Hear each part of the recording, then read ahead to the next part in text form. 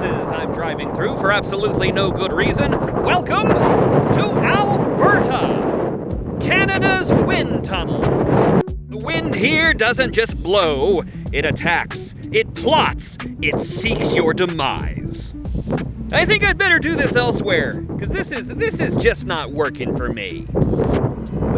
Last time I encountered wind this strong, my house landed on a witch and suddenly everything was in color.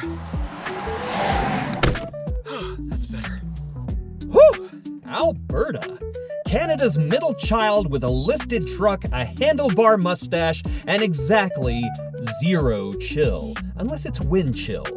You are not a province. You're a high-speed ATV crash wearing a cowboy hat and chugging gas station energy drinks. From the moment you enter Alberta, you feel it. The attitude, the swagger, the faint smell of diesel, cologne, and overconfidence. You're in a place where the motto isn't stay safe. The motto is hold my beer and watch this. You ever seen an episode of Trailer Park Boys? Basically that. When you think of Alberta, three things will immediately pop into your mind. Oil, cows, and trucks so big they legally count as small municipalities. The love of oil runs deep in Alberta. At this point, your blood type here is unleaded plus. You don't just use oil, you emotionally imprint on it like you're a baby goose. And the trucks. God help us all, the trucks. You're not born in Alberta, you are just towed into existence behind a jacked up Dodge Ram. A truck so lifted, you need a Sherpa to climb inside. The official animal of Alberta isn't the bighorn sheep as everyone thinks, no. It's the F-350 dually idling aggressively outside of a Tim Hortons.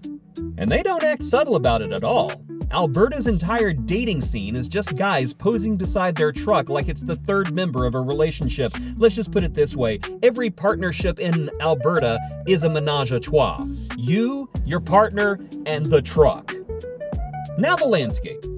To the west, you have jaw-dropping mountains, so beautiful that they should be illegal. And to the east, prairie so flat you could watch your dog run away for 3 business days. There are places so open and so empty that if I were to drop a pencil, it would become a local landmark. And you know I gotta talk about the weather. Alberta's weather isn't just weather. It's a boss fight. They call it weather because if you go outside, you don't know whether you're going to live or die. Alberta's weather is an unlicensed roller coaster made from lumber found in some guy's backyard and designed by rabid wolves. You walk outside and it's 30 below, and then 15 minutes later you're in a t-shirt grilling steaks in a sudden heat wave.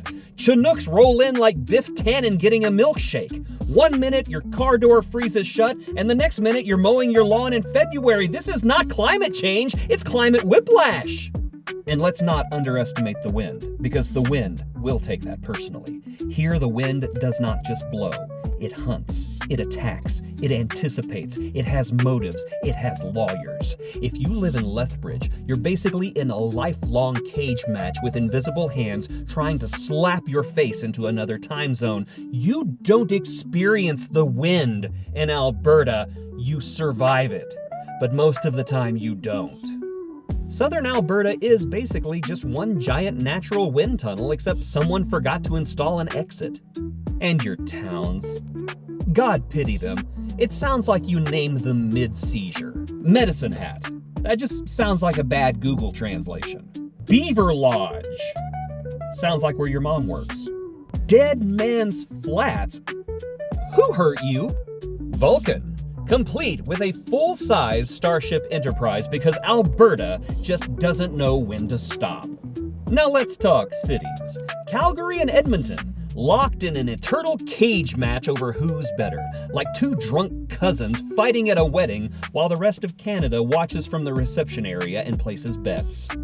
Calgary, you are the golden child, let's face it. You've got sleek skyscrapers, you've got oil money, and you've got cowboy cosplay with artisanal belt buckles. They throw the Stampede every year, a 10-day boot-stomping, bull-riding, liver-abusing prison riot that somehow counts as family-friendly. It's the only festival where you can get stomped by a bull and sued by a country band all in the same afternoon.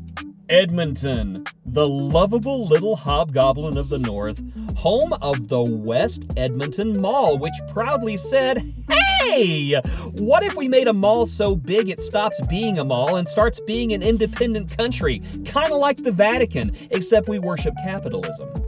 Ice rink, check. Water park, check. Pirate ship, why not? Seal show?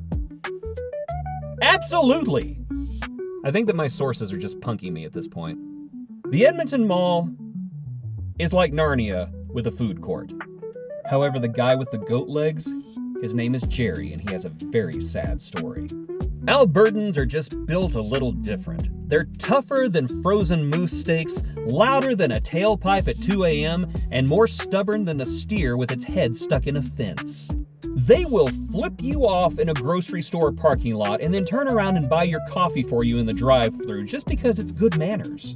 They will argue about pipelines until they're hoarse and then spend an entire weekend sandbagging floodwaters for a neighbor that they don't even like. They will absolutely start a fist fight over who makes the best beef and then serve you a steak so good it makes you reconsider your entire life philosophy. In Alberta, you don't just survive. You blast across the frozen plains in a truck held together by faith and zip lines, waving a cowboy hat at the blizzard like it owes you rent money. Because under all the roughness, under the diesel fumes, the Stampede wreckage, the mall chaos, the frozen eyebrows, the lifted truck so high you need a grappling hook, Alberta has something the rest of the world wishes it did have. Alberta has big, stupid, beautiful, battle-hardened heart. Heart big enough to take on fires, floods, economic meltdowns, and political battles, and still have enough left over to help a stranger shovel their driveway before sunrise. So here's to you, Alberta, you wild, windy, oil-soaked, prairie-flattened, truck-worshipping, mountain-screaming miracle. You're a province where a snowstorm is just a reason to go harder, where a pothole the size of a kayak is just an added challenge, and where neighbor still means I'll drive 3 towns over to boost your dead battery at 3 a.m. Never change. Except maybe your town naming department. Seriously, Dead Man's Flats? Sounds like a Netflix murder documentary. Stay stubborn, stay ridiculous, stay absolutely, unapologetically Alberta. Remember, kids, if you see one of my stickers on the road, take a picture of it and tag me on Instagram. Other provinces survive Canada. Alberta looks it dead in the eyes, chugs a beer, and says, "Is that all you got?" I would get out of here, but it's windy outside, so just throw up the end screen. I'll just be right here.